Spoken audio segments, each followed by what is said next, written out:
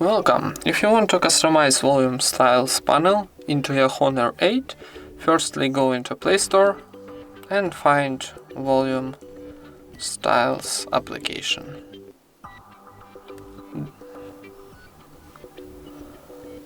This one. So click install, wait for installing, and then click open.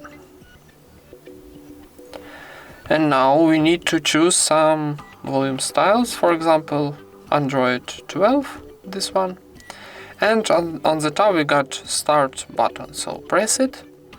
And then need to give permissions for this application, so give accessibility here and one more time in your settings.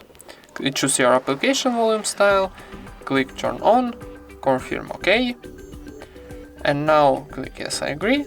And now we got a new volume styles from Android 12. So easy, right? Thank you for watching, leave thumbs ups and subscribe to our channel.